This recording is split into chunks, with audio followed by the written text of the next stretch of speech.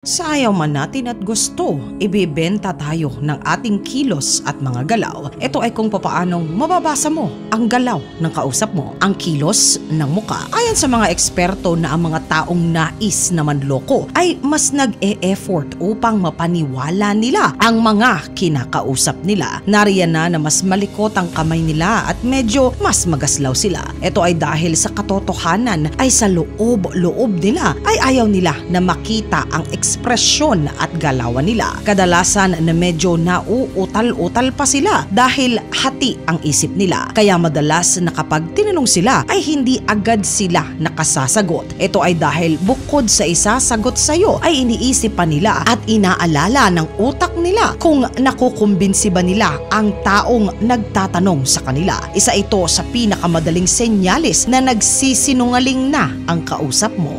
Iwas tingin. Kung ang kausap mo ay hindi tumitingin sa'yo, malamang na may itinatago ito sa iyo. Maaari din na ito ay hindi interesado sa ikinukwento mo o sa sinasabi mo. Malamang na ayaw niya na pinag-uusapan o ayaw niya na kinakausap mo siya. Ang lunas sa ganitong problema ay tingnan ng kausap sa kanilang mata kahit asar na at medyo awkward na at saka tanungin ito ng mga tanong na may kinalaman tungkol sa kanya. Sa ganitong paraan, makakabuo ka ng koneksyon at sa katagalan ay makukuha mo rin ang tiwala. Kamay sa tagiliran. Naranasan nyo na ba na ang kausap nyo ay nakakross ang mga braso? Senyalis ito, mga katinagalog ko, na dume-depensa ang kausap mo. Ang ganitong posisyon ay kadalasan na nagbibigay ng senyales na ang kausap mo ay nasa defense mode sa sinasabi mo at hindi komportable sa pag-uusap ninyong dalawa. Kaya naman ito ay nagsisilbi niya na pangsangga para sa sarili niya. Kung nais naman na maging tila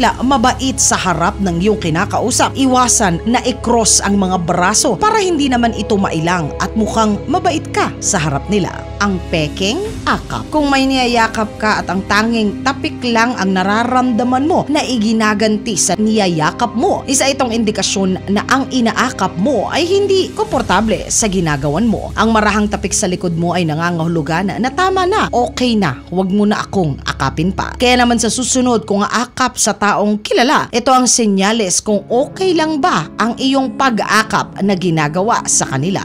Ang dalawang paa. Kung may kausap ka at napansin mo na ang kanilang mga paa ay nakakross at nakaturo papunta sa iyo, ibig sabihin komportable sila nakausap ka at kasama ka. Nangangahulugan ito na pinakikinggan niya ang sinasabi mo at interesado sila sa lumalabas o lalabas pa lang sa bibig mo. Ngunit kung palayo naman ang sayo ay ang pag-cross ng kanilang mga paa, kabaliktaran naman ang ibig sabihin nito. Nangangahulugan ito na barrier o harang mula sa iyo at hindi nila nais na marinig pa kung ano ang sasabihin mo. Hindi sila komportable na kaharap ka o kahit pa kasama. Walang emosyon. Kung mapapansin mo ang isa sa kakilala o katrabaho o kahit pa sa tuwing nag-uusap kayo o ikaw ang nagkukwento ay hindi nagbibigay ng kahit na anong emosyon, malamang na ang taong iyon ay malakas ang kontrol sa kanyang sarili. Sa tuwing ipinakikita natin ang ating emosyon kahit kanino man, kaakibat nito ang pagbubukas sa atin ng ating tunay na nararamdaman. Hindi sila nagbibigay nito dahil kinokontrol lamang nila kung ano lang dapat ang inyo na makikita.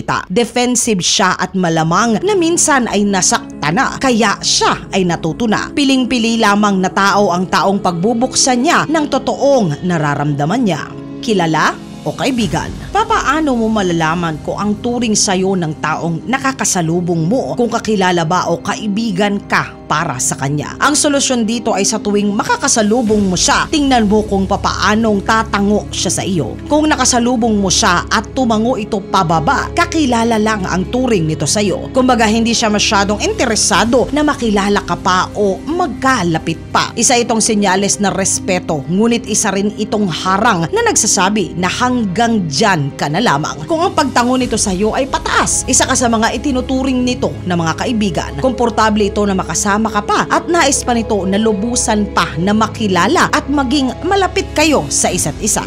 Sa mata, makikita. Kung nais mo na malaman kung ang kausap mo sa iyo ay may nais, tingnan mong maigi ang kanyang mga mata. Kung sa iyong pakikipag-usap makikita na malaki ang itim ng mga mata nito, indikasyon ito na may kailangan ito sa iyo. Maaring ito ay may pakiramdam o pagnanasa, o hindi naman kaya ay heheraman ka ng pera. Basta literal na may nais itong sabihin sa iyo na mangyari. Hindi ito mapipigil dahil kahit kausap ka niya ay iba na ang tumatakbo sa likod ng isipan niya. Kadalasan ang taong may ganitong mata ay nais na may makuha pa. Nakaw, tingin. Kung nais mong malaman kung sino ang taong pinaka-interesado sa iyo, tingnan mo na kapag nag-uusap kayong lahat at sa oras na may magpatawa, hulihin mo kung sino ang titingin na una sa iyo pagkatapos niya na tumawa. Dito mo malalaman kung sino-sino ang may interes at may nais sa kaloob-looban na may sabihin sa iyo. At sa puwera mo dito yung mga alam mo na dikit mo na mga tropa. Sino ang ayaw sa iyo? Dito mo malalaman kung sino ang pinaplastic ka lang. Sa pagpasok mo sa isang silid kung saan naroroon sila, agad mong tingnan ang mga kilay nila. Ang mga taong totoong masaya na makita ka ay nakataas ang kilay, samantalang nakangiti pero ang kilay naman nila ay nakadiretso o nakababa. Sila ay mga taong dapat mo napakaingatan dahil ang ahas ay hindi lamang sa gubat ang matatagpuan. Ang mga nakapamewang. Madalas ito sa mga nakatatanda o yung asawa na sasalubong sa'yo dahil ginagabi ka na naman. Sa mga eksperto tinatawag nila ito na ang postura ng mga superhero o sa salitang Ingles ay ang superhero pose. Ang mga ganitong postura ay nangangahulugan ng pagiging dominante. Ito rin ay nagbibigay sa kanila ng pakiramdam na may kontrol sila sa sitwasyon na nagaganap. Kung baga, kaya ko to, ako ang bahala sa sitwasyon na ito. Mga katinagalog, alin po sa mga posturang ito ang nasubukan na ninyo? Umepekto po ba? Isulat po ang inyong saloobin sa comment section sa ilalim upang sama-sama naman po na ito ay ating basahin. Mga katinagalog ko, maraming salamat po sa pagsama ninyo sa segment natin sa araw na ito.